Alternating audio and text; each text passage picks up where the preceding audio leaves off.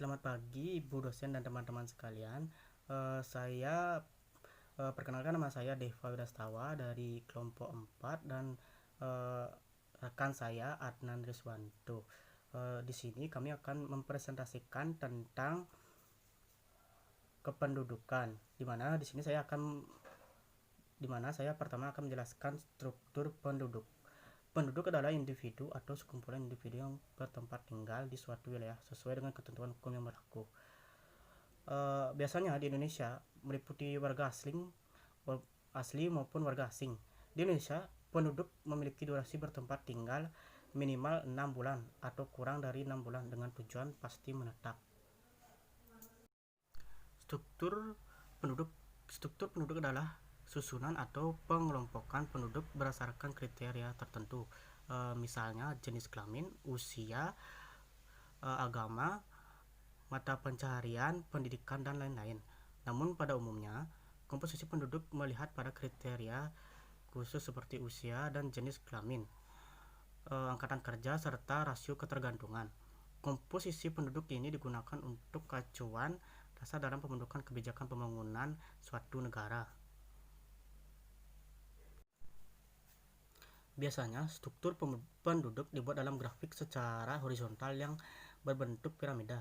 Dengan adanya piramida, penduduk dapat mengetahui perbandingan golongan produktif dan tidak produktif atau non-produktif, serta perbandingan jumlah penduduk untuk memprediksi apa yang akan terjadi di masa depan. Adapun cara dalam membuat piramida penduduk adalah sebagai berikut. Yang pertama, penduduk dibagi dengan jenis kelamin, di mana untuk laki-laki berada di sebelah kiri dan perempuan berada di sebelah kanan. Baik golongan laki-laki ataupun perempuan dibagi lagi menurut usia. Biasanya dalam pengelompokan ini dibagi menjadi interval 5 tahun. Misalnya antara 0 tahun sampai 4, 5 sampai 9 tahun, 10 sampai 14 tahun, dan seterusnya. Adapun dari piramida ini ada 3 jenis. Yang pertama ada piramida penduduk muda atau ekspansif. Piramida penduduk muda ini biasanya angka kelahirannya tinggi sedangkan angka kematiannya rendah. Pertumbuhan penduduknya yang cepat serta menjelaskan populasi yang masih muda dan berkembang. Biasanya mempresentasikan negara berkembang di mana laju kelahirannya masih tinggi dan tingkat harapan hidup yang relatif rendah. Semakin ke puncak maka semakin sempit, menunjukkan sebagian besar penduduk berada di kelompok usia di bawah 15 tahun atau usia muda. Biasanya piramida muda ini atau piramida penduduk muda ini biasanya berada pada negara Indonesia. Selanjutnya ada piramida penduduk tetap atau stationary. Adapun ciri-ciri dari piramida penduduk tetap ini, yang pertama ada angka kelahirannya tinggi dan angka kematian relatif seimbang. Menjelaskan populasi yang tidak berkembang, biasanya mempresentasikan negara maju di mana angka kelahirannya rendah dan tingkat harapan hidupnya tinggi. Contoh negara dengan piramida penduduk tetap ini biasanya adalah negara-negara Eropa atau negara barat. Yang terakhir ada piramida penduduk tua. Adapun ciri-ciri dari piramida penduduk tua ini, yang pertama angka kelahiran dan angka kematian yang rendah. Yang kedua menjelaskan populasi yang tidak berkembang, namun apabila terus terjadi dapat menyebabkan kekurangan jumlah penduduk. Yang ketiga biasanya mempresentasikan negara dengan perkembangan tingkat sosial dan ekonomi yang tinggi atau negara maju. Menunjukkan penduduk kelompok usia muda lebih sedikit dibandingkan kelompok usia tua.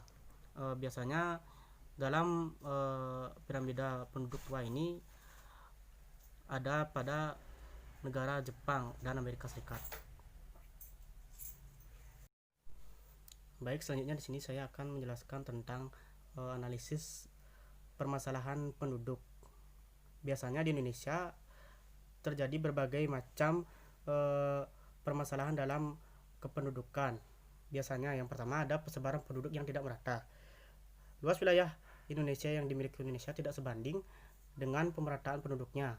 Ada daerah yang sangat padat Namun ada juga daerah yang sangat jarang penduduknya.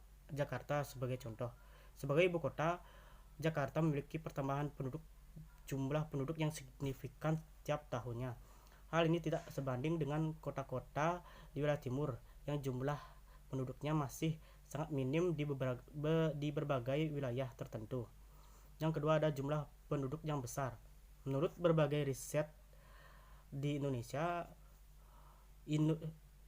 menduduki urutan keempat negara terbanyak jumlah penduduknya setelah Cina dan India dan Amerika Serikat. Hal ini menjadi tantangan bagi pemerintah Indonesia untuk menjamin kesejahteraan beberapa jumlah penduduk dengan kondisi ekonomi sebagai negara berkembang. Yang ketiga, pertumbuhan penduduk yang tinggi. Jumlah penduduk Indonesia yang sudah sangat banyak ini diperkirakan akan terus bertambah karena pertumbuhan penduduk yang tinggi. Hal ini disebabkan oleh angka kelahiran lebih tinggi dibandingkan dengan angka kematian. Pemerintah juga berupaya untuk meminimalisir dengan menggalakkan program keluarga berencana atau KB. Yang keempat adalah kualitas penduduk rendah. Saat ini Indonesia masih bermasalah dengan tingkat pendidikannya. Tingkat pendidikan yang rendah mempengaruhi kualitas hidup penduduknya juga. Masyarakat Indonesia menjadi kurang memiliki keahlian dan keterampilan. Sulitnya dalam mencari pekerjaan. Selain itu, masyarakat Indonesia menjadi kalah bersaing dengan tenaga asing yang saat ini sudah banyak bekerja di Indonesia. Baik, lanjutan dari saya itu analisis masalah pengangguran terbuka dan tersembunyi. Sebagai negara berkembang, masalah pengangguran Indonesia sudah semakin tergolong tinggi. Pada tahun 1980, tercatat jumlah pengangguran terbuka di Indonesia sudah mencapai angka 1,70 juta jiwa, dan pada tahun 2006 jumlah pengangguran Indonesia mencapai persentase 12,5%. Yang saya ambil dari wikipedia.com. Dan dari data BPS pada tahun 2008 Indonesia masih tercatat pengangguran terbuka Indonesia mencapai angka 9,39 juta jiwa atau dalam persentasenya 8,46%. Dari total angkatan kerja di Indonesia, jumlah pengangguran terbuka terbesar didominasi oleh lulusan SMK sebesar 17,26%. Pengangguran Indonesia paling banyak terjadi di kalangan pedesaan yang masih mengandalkan pertanian sebagai mata pencaharian utama penduduknya. Dengan munculnya permasalahan sosial berupa pengangguran tersebut, maka menimbulkan berbagai permasalahan yang antara lain bagaimana pengangguran di Indonesia menjadi sangat rumit dan tergolong masih sangat tinggi. Dan saya akan menjelaskan pengertian pengangguran itu tersendiri. Pengangguran atau tunakarya adalah istilah untuk orang yang tidak bekerja sama sekali sedang mencari kerja, yaitu mereka bekerja kurang dari 2 hari selama seminggu, atau sore sedang berusaha mendapat pekerjaan yang layak. Nah, kemudian jenis-jenis pengangguran. Jenis pengangguran berdasarkan sebab terjadinya, yaitu pengangguran ini jadi 4 jenis, yaitu pengangguran cyclical atau cyclical unemployment, pengangguran struktural, pengangguran friksional, dan pengangguran teknologi. Ada jenis pengangguran berdasarkan lama waktu kerjanya, yaitu terdiri dari 4, yaitu pengangguran terbuka, yaitu pengangguran tidak sepenuhnya waktu atau setengahnya dari pengangguran, pengangguran tidak sepenuhnya waktu atau setengah pengangguran terselubung atau disguised unemployment, yang terakhir yaitu pengangguran musiman. Kemudian faktor penyebab pengangguran. Faktor-faktornya dari 10 macam, yaitu jumlah tenaga kerja dan jumlah lapangan kerja yang tidak seimbang, kemajuan teknologi, keterampilan dan pengalaman pemohon tidak sesuai kriteria, kurangnya pendidikan, kemiskinan, PHK, tempat tinggal jauh, persaingan pasar global, kesulitan mencari lowongan kerja, dan harapan untuk pekerja yang terlalu tinggi. Kemudian dari dampaknya sendiri ada 2, yaitu dampak bagi perekonomian dan dampak itu masyarakat sendiri. Kemudian saya akan menjelaskan cara mengatasinya itu sangat singkat yang saya pahami itu sendiri, yaitu diperbaikinya pelatihan pekerjaan dan lain sebagainya. Namun untuk mengurangi pengangguran tentu saja harus ada pada kesadaran dari diri sendiri. Kemudian analisis masalah distribusi dan pembinaan penduduk, yaitu ada 2. Yaitu analisanya itu adalah masalah penduduk bukan hanya masalah tingkat pertumbuhan, namun difokuskan pada jumlah penduduk keseluruhan yang menyangkut kepentingan pembangunan serta kesejahteraan masyarakat itu sendiri. Nah, kemudian struktur penduduk Indonesia, yaitu distribusi penduduk Indonesia sangat tidak merata, misalnya di Pulau Jawa dan luar Jawa, yang disebabkan oleh kebijakan pembangunan di era Orde Baru yang terpusat di Pulau Jawa, yang menyebabkan banyak penduduk yang tinggal di luar Pulau Jawa bermigrasi dan menetap di Pulau Jawa. Yaitu di struktur Indonesia terdapat ada 5 5 pencerahan yaitu persebaran perwilayah geografis, tren tingkat kelahiran dan kematian, fluktuasi usia dan beban ketergantungan, penduduk muda dan penduduk tua, dan terakhir membentuk pertumbuhan penduduk yang sangat tersembunyi.